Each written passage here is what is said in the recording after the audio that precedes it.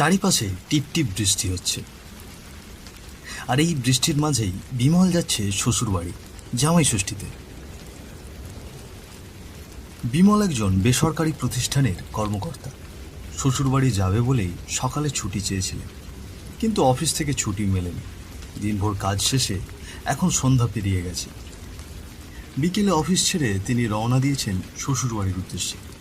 তার শ্বশুরবাড়ি কাঁচরাপাড়া চুরুলিয়া নামক একটি গ্রাম, কলকাতা থেকে 64 কিলোমিটার দূরে। চারিদিকে এখন অন্ধকার হয়ে গেছে, আকাশে কালো মেঘ, চারিপাশে বিদ্যুৎ চমকাচ্ছে, সঙ্গে ঝোড়ো হাওয়া আর টিপটিপ বৃষ্টি। এই দুর্যোগপূর্ণ আবহাওয়ার মধ্যেও ভ্যানওয়ালা ধীরে ধীরে ভ্যান ঠেলে নিয়ে চলেছে গ্রামের পথ ধরে, আর সেই ভ্যানে চুপচাপ বসে আছেন বিমল। কি গো কাকু, ঘাটে পৌঁছতে আর কত সময় লাগবে গো? বৃষ্টিতে যে পুরো ভিজে কাক হয়ে গেলাম। বাবু, এখনো যে অনেকটা পথ বাকি। এই বৃষ্টির জন্য ভ্যান তেমন টেনে নিয়ে যাওয়া যাচ্ছে না, তাও চেষ্টা করছি জোরে টেনে যাওয়ার। এর চেয়ে বেশি চেষ্টা যে আমার দ্বারা হবে না। তা বুঝতে পেরেছি, এটা তোমার দোষ না গো, সব ভগবানের লীলা খেলা। অনেকটা পথ পেরিয়ে এসেছে তার, ঠিক তখনই মুষলধারে বৃষ্টি নামল। চারপাশে যেন এক নিমেষে জল ধুয়ে দেয়। অন্ধকার রাত, তার উপর ঝোড়ো হাওয়া আর কাদা ভরা পথ। ভ্যান চালকের মুখে এবার ক্লান্তির ছাপ স্পষ্ট বোঝা যাচ্ছে। মনে হচ্ছে এই অবস্থায় আর বেশিক্ষণ ভ্যান চালিয়ে যাওয়া তার পক্ষে সম্ভব হবে না। বাবু, যে বৃষ্টি নামলো তাতে ভ্যান নিয়ে সামনে আর যাওয়া সম্ভব না। নদীর ঘাটের একেবারে কাছাকাছি চলে এসেছি ঠিকই, তবে এখন একটু কষ্ট করে আপনাকে সামনে হেঁটে যেতে হবে। বিমল কিছুক্ষণ চুপ করে থাকল। চারিদিকে শুধু বৃষ্টির শব্দ, মাঝে মাঝে বিদ্যুতের ঝলক। তারপর চিন্তিত গলায় বলে উঠল, মানে আপনি আর যেতে পারবেন না বলছেন? ভ্যানের চাকা কাদায় আটকে যাচ্ছে বাবু, খুব কষ্ট হচ্ছে সামনে এগোতে। বেশ, কি আর করা যাবে। বিমল ধীরে ধীরে ভ্যান থেকে নামল। চারপাশে ঝোড়ো বাতাস, কাঁচা রাস্তা একেবারে কাদায় ভরে গেছে। তার শরীর ভিজে একেবারে চপচপ করছে। পায়ের নিচে কাদা, মাথার উপর অঝোর বৃষ্টি। বিমল হাঁটতে হাঁটতে নদীর ঘাটে পৌঁছলেন, কিন্তু সেখানে গিয়ে দেখলেন আশেপাশে একজনও মাঝি নেই। পুরো ঘাট একেবারে ফাঁকা। আহ, কি মুশকিল, ঘাটে যে একটি মাঝিও নেই। এই বৃষ্টির মধ্যে এমন নির্জন জায়গায় আমি একা দাঁড়িয়ে থাকবো? এই কথা বলতে বলতেই হঠাৎ তার চোখে পড়ে ঘাটের একপাশে একটা পুরনো ছাউনি দেয়া বিশ্রামালয়। বৃষ্টিতে টিনের ছাউনি থেকে টুপটাপ শব্দ ঝরে পড়ছে। আরে ওই যে একটা বিশ্রামালয় দেখছি, বরং ওখানে গিয়ে একটু অপেক্ষা করি, দেখি এর মাঝে যদি কোনো মাঝি এসে পড়ে। বিশ্রামালয়ের ভেতরে গিয়ে সে কিছুক্ষণ অপেক্ষা করতেই লক্ষ্য করল ওই দূর থেকে কিছু একটা তার দিকে এগিয়ে আসছে। শুধু দেখা যাচ্ছে টিমটিমে হলুদ একটি আলো। আলোটা একটু কাছে আসতেই সে লক্ষ্য করল একটি নৌকা তার দিকে এগিয়ে আসছে। বিমল সেই মাঝিকে দেখে কাছাকাছি গিয়ে বলল, বলি মাঝি, চুরুলিয়া ঘাটে যাবে? খুব বিপদে পড়েছি গো, দয়া করে চলো মাঝি, ভগবান তোমার মঙ্গল করবে। যে বৃষ্টি নামছে বাবু, তাতে একটু সাবধানে চলতে হবে, নৌকা ধীরে চালাতে হবে, আগেই বলে রাখছি কিন্তু। কোনো সমস্যা নেই মাঝি, চলো তো, এখানে আর দাঁড়িয়ে থাকতে পারছি না, চলো চলো। বিমল নৌকায় উঠে বসল। মাঝি সাবধানে বইটা চালিয়ে চলল চুরুলিয়া ঘাটের উদ্দেশ্যে।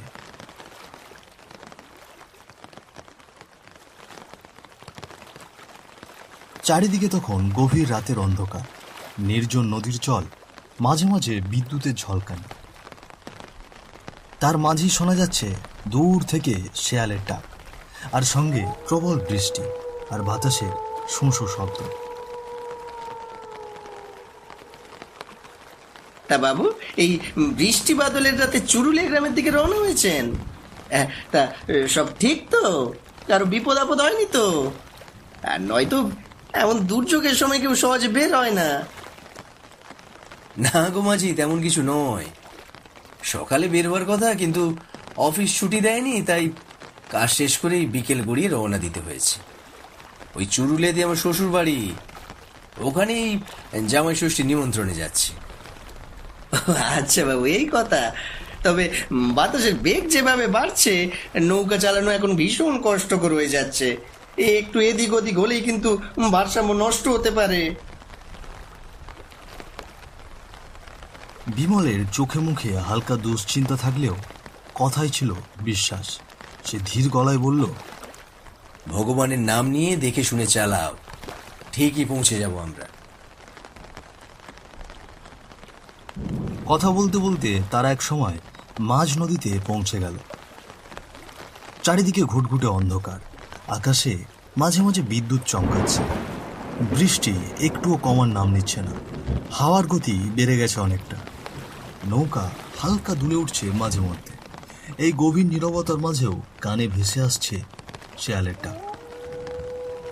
ঠিক তখনই হঠাৎ কানে এলো এক অচেনা অদ্ভুত এক প্রকার শব্দ। এই যে মাঝি, এদিকে একটু এসো। ও মাঝি, শুনতে পাচ্ছ? দূর থেকে কেউ যেন জোরে জোরে চিৎকার করছে। প্রথমে ঠিক বোঝা গেল না কি বলছে, একটু পরে বোঝা গেল কেউ যেন তাদেরকে ডাকছে। মাঝি, শুনতে পাচ্ছ? মনে হচ্ছে কেউ যেন ওই যে ওই দিকটা, হ্যাঁ, কেউ যেন ডাকছে মনে হচ্ছে। চলো দেখি যাই সেখানে। বিমলের কথায় মাঝি চুপচাপ মাথা নাড়ল। তারপর ধীরে ধীরে বইটা চালিয়ে নৌকাটা ঘুরিয়ে নিল সেই চিৎকার করা লোকটির দিকে। এদিকে বৃষ্টি থামার কোনো নামই নেই। বিদ্যুতের ঝলকে তারা দেখতে পেল একজন লোক ঘাটের পাশে দাঁড়িয়ে আছে। তার মুখে ছিল উত্তেজনা আর উদ্বেগের ছাপ, পরনে ভেজা ফতুয়া আর সাদা ধপধপে ধুতি। লোকটির চোখে মুখে ছিল কিছু একটা তাড়াহুড়ো। নৌকা ঘাটে ভিড়তেই লোকটি এগিয়ে এসে বলল, মাঝি, আমাকে দয়া করে ওই চুরুলিয়া ঘাটের কাছে যে শ্মশান আছে সেখানে একটু নামিয়ে দাও। ভারী বিপদে পড়েছি গো। বৃষ্টি থামলে সেখানে আমার পরিচিত একজনের শেষ সংস্কার হবে। কি যে বলেন মশাই, এই বৃষ্টি দুর্যোগের মাঝে নৌকা নিয়ে শ্মশান ঘাটের দিকে যাব? না না না না বাবু, আমি ওই দিকে যেতে পারবো না। নিয়ে যাও না মাঝি, ভগবান তোমার খুব ভালো করবে। আমার যে সেখানে পৌঁছানো খুব দরকার গো। বলি মাঝি, এতই যখন অনুরোধ করছে, চলো লোকটিকে ঘাটে নামিয়ে দাও। দেখছো না কেমন করে অনুরোধ করছে?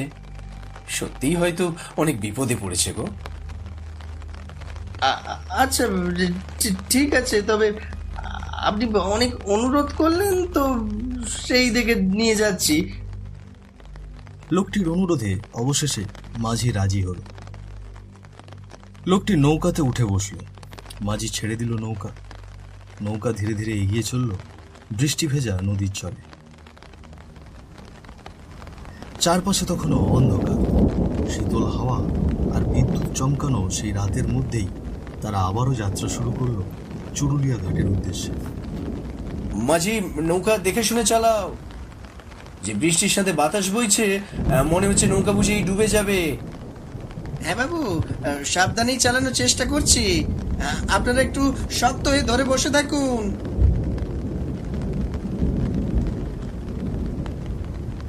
নৌকা ধীরে ধীরে নদীর স্রোতে এগিয়ে চলেছে। অচেনা লোকটি এক কোণে চুপচাপ বসে আছে। তার মুখে কোনো কথা নেই, চোখে মুখে শুধু হতাশার ছাপ। ঠিক তখনই নৌকাটি মাঝপথে এসে হঠাৎ থেমে গেল। মাঝি আপ্রাণ চেষ্টা করছে, কিন্তু নৌকাটি কিছুতেই সামনে এগোচ্ছে না। কি গো মাঝি, কি হলো? নৌকা থামিয়ে দিলে কেন? না বাবু, মনে হচ্ছে কিছু একটা নৌকার নিচে আটকা পড়েছে। আমি এক্ষুনি সরিয়ে দিচ্ছি। মাঝি নৌকা থেকে নেমে ঝাঁপিয়ে পড়ল নদীতে। চারিদিকে নিস্তব্ধতায় ভরা। ওই দূর জঙ্গলগুলো থেকে ভেসে আসছে শেয়ালের ডাক, আর আকাশে বিদ্যুৎ চমকাচ্ছে।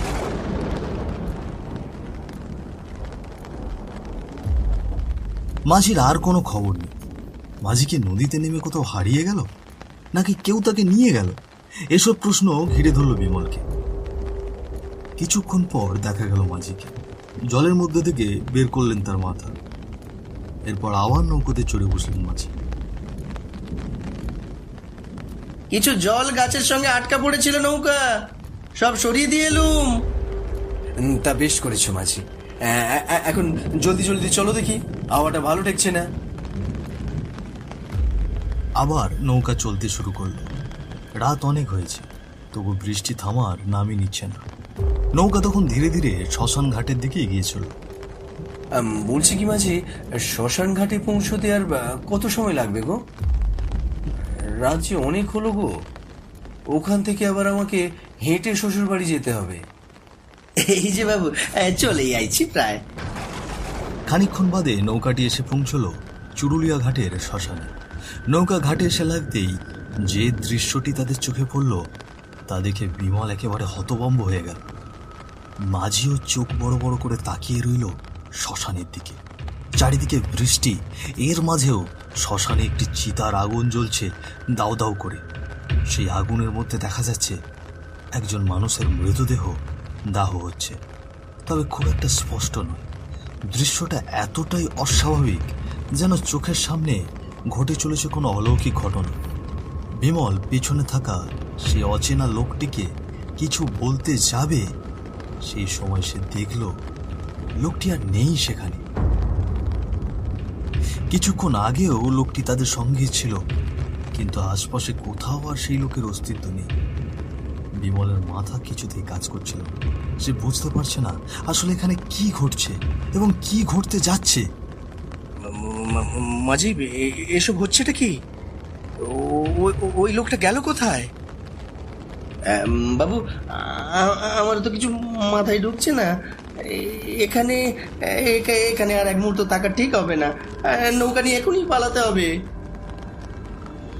তারা নৌকায় উঠতে যাবে, এমন সময় তারা ভালো করে লক্ষ্য করে দেখল সেই দাউ দাউ করে জ্বলতে থাকা চিতার ভেতর থেকে হঠাৎ লাশটি উঠে বসলো। তারপর এক ভয়ানক হাসি দিয়ে চিৎকার করে উঠল,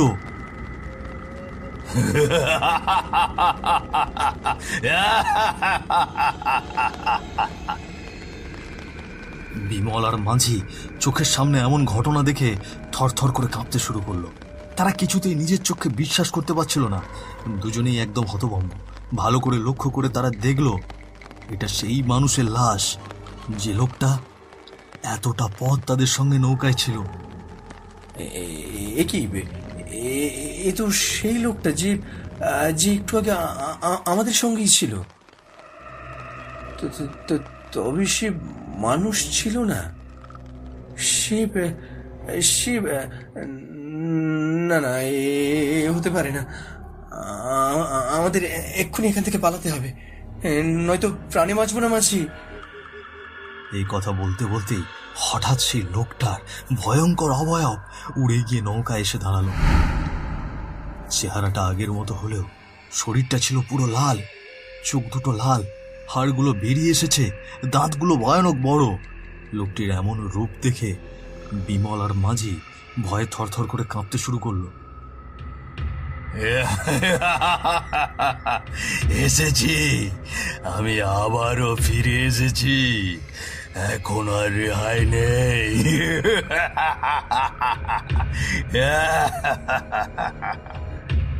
মাঝি, এখনই নদীতে ঝাঁপ দাও, নয়তো আজ আমাদের প্রাণ এখানেই শেষ। খামোশ, তোকে আমি কিছু বলবো না। আমার প্রতিশোধ শুধু এই মাঝির সাথে, শুধু এই মাঝির সাথে।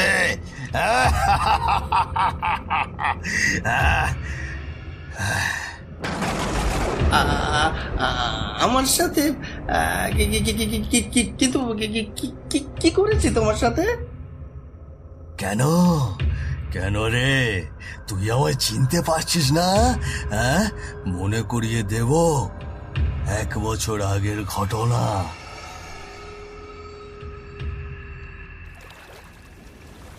আমার নাম বিট্টু।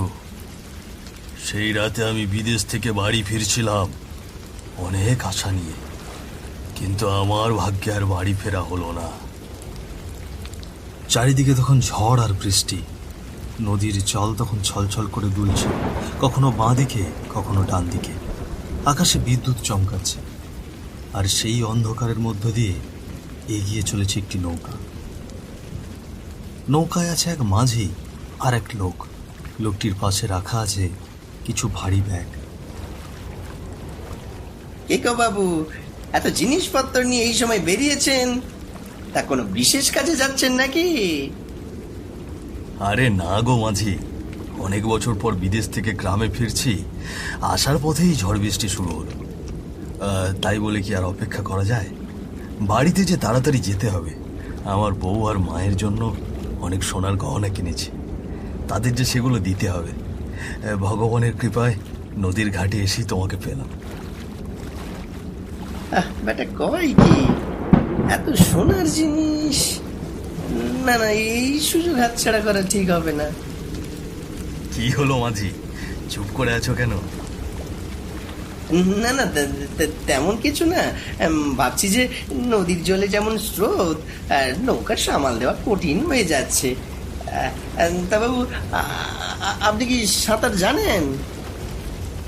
সাঁতার তো জানি না মাঝি। তুমি তো আছো, আমার কিছু হলে তুমি আমায় বাঁচিও। আরে অনেক বছর হয়ে গেল বাড়ি ফিরিনি, কষ্ট করে এত বছর পর যাচ্ছি। তুমি একটু দেখে শুনে চলো গো মাঝি। বাড়িতে মা, ছেলে মেয়ে আর বউটা পথ চেয়ে বসে আছে গো মাঝি। প্রবাসী জীবন যে বড় কষ্টের, অনেক শূন্যতার। তাজা কইছেন। কথা বলতে বলতে তারা নদীর মাঝপথে এসে পৌঁছল, কিন্তু মাঝিটি হঠাৎ নৌকা থামিয়ে দিল। কি হলো মাঝি, নৌকা থামালে কেন? আপনি উপরে দাঁড়িয়ে থেকে দেখবেন নদীর মাঝখান দিয়ে কিছু আটতেছে নাকি। রাতে নদীতে অনেক কিছু ঘটে, কিছু আসলেই আমারে জোরে হাঁক দিবেন। বিষ্টু উঠে দাঁড়ালো। এদিকে মাঝি বিষ্টুর পিছনে গিয়ে দাঁড়ালো। বিষ্টু যখন নীরবে দাঁড়িয়েছিল, মাঝি পেছন থেকে বিষ্টুকে ধাক্কা মেরে ফেলে দিল নদীতে। মাঝি, মাঝি, আমায় বাঁচাও, আমায় বাঁচাও মাঝি। বাড়িতে আমার মা আমার জন্য অপেক্ষা করছে।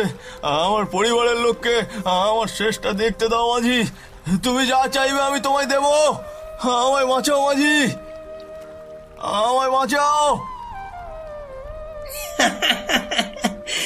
তোর মতো এত বোকা মানুষ আমি এই পৃথিবীতে দেখিনি। তোর কাছে অনেক স্বর্ণ আছে না রে। তোর ব্যাগের সব সোনা দানা এবার শুধু আমার হবে, আমার। আহ আহ আহ আহ আহ আহ আহ।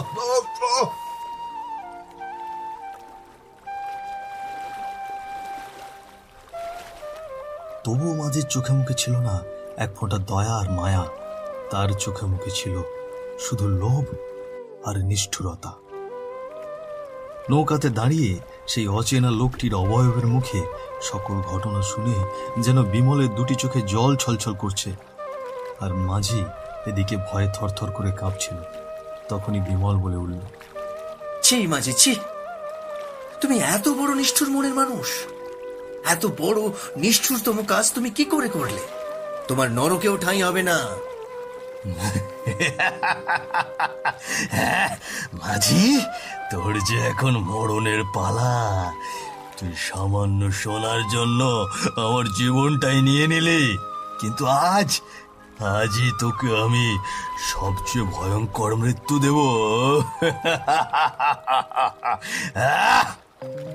না না না না না না না। মাঝি কিছু বলার সুযোগই পেল না। অবয়বটি এক লাফে মাঝির ওপর গিয়ে পড়ল। সঙ্গে সঙ্গে মাঝির গলায় একটি কামড় বসিয়ে তার রক্ত চুষে চুষে খেতে লাগলো। মুহূর্তের মধ্যেই এক অলৌকিক ঘটনা ঘটল। বৃষ্টির ভেতরেও মাঝির দেহে আগুন ধরে গেল। দাউ দাউ করে জ্বলে উঠল তার শরীর।